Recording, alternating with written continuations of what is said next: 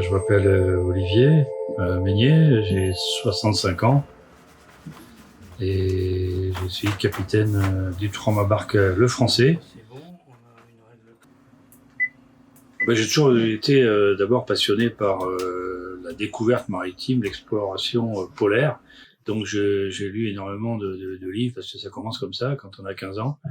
Je me suis toujours tenu au courant de ça m'a toujours intéressé, ça m'a passionné. Et puis dès que j'ai pu avancer un peu plus dans la réalité de la découverte de ces régions-là, je l'ai fait. Donc j'ai été en Antarctique 2 fois, une première fois en 2003. On a été descendu très au sud avec un bateau en aluminium à quille relevable.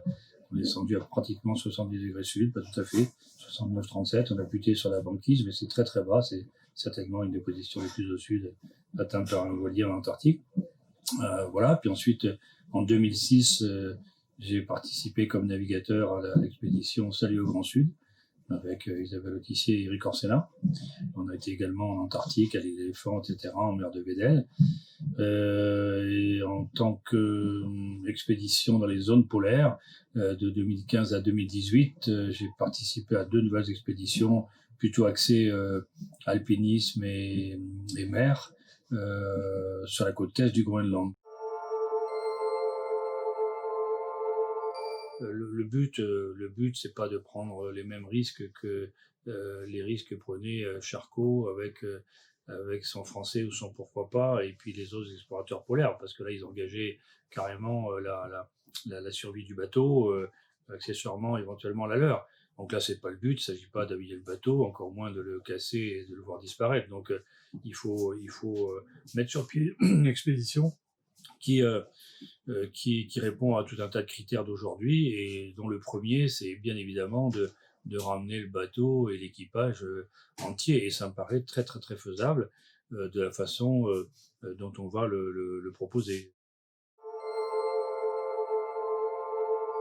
On a la chance d'avoir un bateau sous les pieds qui a été conçu en fait à l'origine pour ça, à l'époque, en 1948. C'est une des dernières constructions en chêne massif, un chantier danois, Ring Andersen, qui était très connu pour faire ce genre de bateau de transport et de travail. Donc c'est un bateau qui est lourd, qui est solide, double coque en chêne, avec des bordées de 80 mm d'épaisseur. Voilà, il a été correctement entretenu, donc c'est un bateau qui est fiable. En plus, on l'a expérimenté déjà dans le mauvais temps.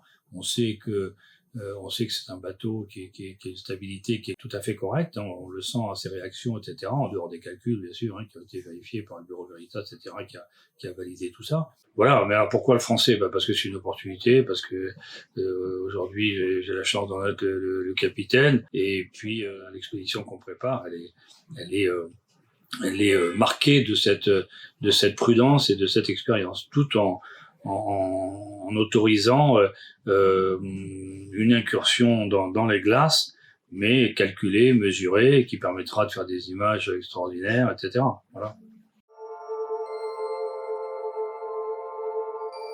L'aventure, moi je sais pas si je suis d'aventurier, en tout cas j'aime bien l'esprit d'aventure.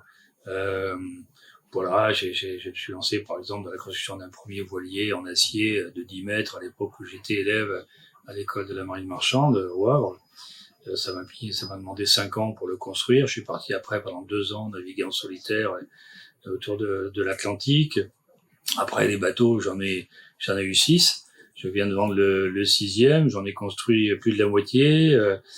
Voilà, donc j'aime bien ça, mais j'ai aussi été en Afrique jusqu'au golfe de Guinée, aller-retour en moto, sans assistance, il y a quelques années, quand j'étais plus jeune, j'avais 35 ans. J'ai navigué, voilà, dans pas mal d'endroits du monde. Enfin, je suis toujours prêt à partir pour une aventure, parce qu'en fait, c'est ça qui, avec le recul, m'a laissé les meilleurs souvenirs dans la vie, quoi. À chaque fois que j'ai pu m'échapper du contexte ordinaire, je l'ai jamais regretté. Moi, je suis toujours partant pour l'aventure. Toujours, à partir du moment où elle est intéressante, où elle se double d'un devoir d'acquérir des connaissances culturelles sur l'endroit, même, je veux dire, économiques, géographiques, environnementales, etc. Donc voilà.